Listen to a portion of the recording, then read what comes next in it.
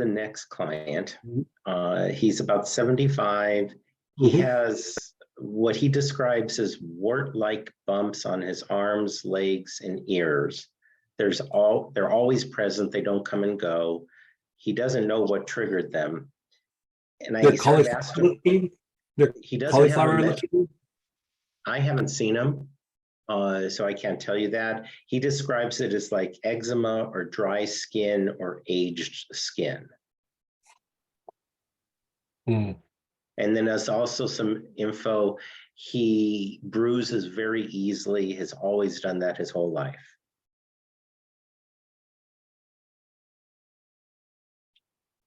Does he have anything like asthma or anything like that? Not that I know of.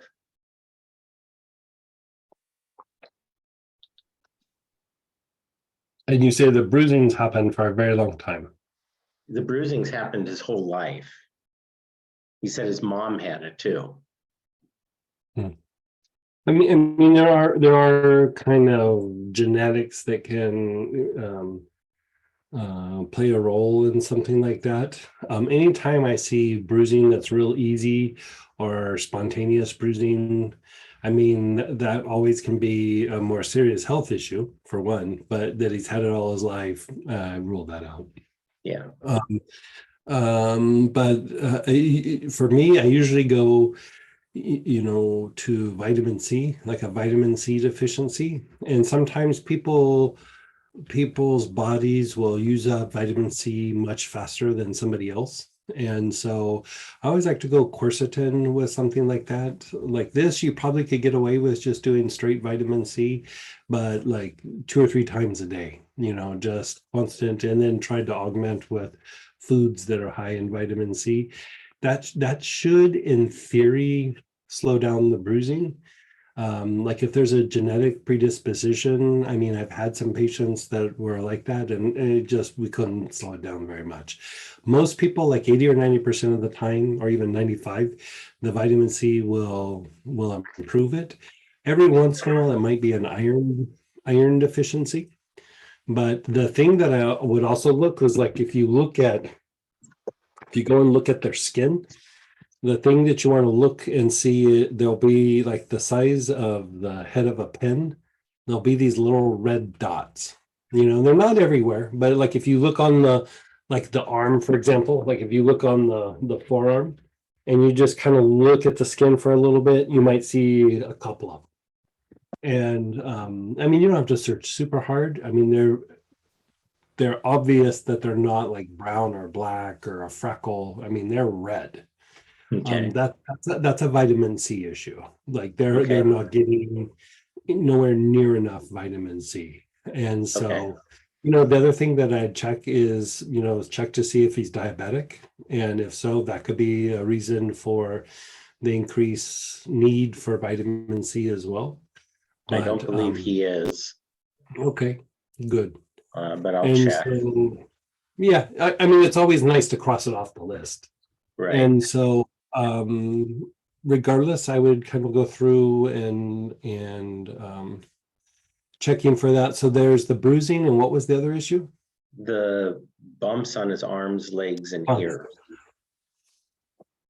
Eczema, dry and skin is yeah, what he calls it. The doctors have okay. given him an ointment, but it hasn't worked, and they haven't told him what their diagnosis is. Skin issues, sometimes they just treat, they don't even give it a diagnosis. I mean, it's that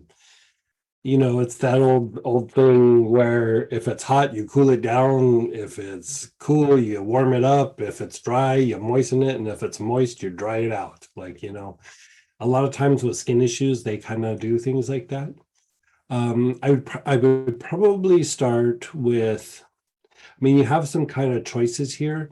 One would be Kunzia, right? Very good for eczema type situations. Kunzia could work. Palmarosa could work, especially if the issue is like a weeping kind of eczema, where there's like moisture or a little bit There's of no fluid. moisture. It's No dry. moisture. I'd probably go back to Kunzia then. Okay. Palmarosa will work either way. Even lavender will work for this sometimes, not every time, but you're probably going to have to experiment to see what's going to work. You can put it on with an ointment. With these, I like to do it in either like with a little bit of witch hazel, but like sometimes what I do is mix it in with some aloe vera gel. Like, put like a bunch of drops in the aloe vera gel and stir it up, and then have them like in a little Tupperware thing, and then just have them rub it on an area. And it's kind of moistening, and it keeps it real superficial on the skin rather than super penetrating like it would be with alcohol. Okay. And it's just soothing for things that are inflamed. And so you could try that, and we're just going to have to treat and see what works. Okay.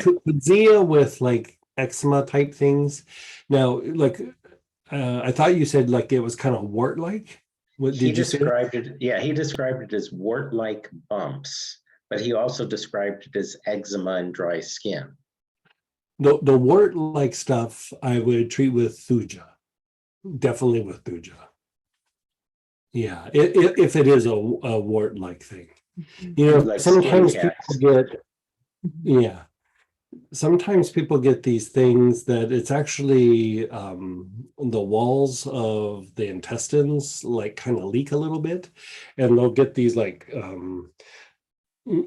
pieces of material from the digestive tract will end up in the blood, and then there'll be like these little cyst things all over their body, and they're just like these little bumps, and they'll be all over their arms and legs. I mean, not like crazy tons of them, but like 4 or 5 on the arm, 4 or 5, or 6 on the arm, maybe 7 or 8 on the legs.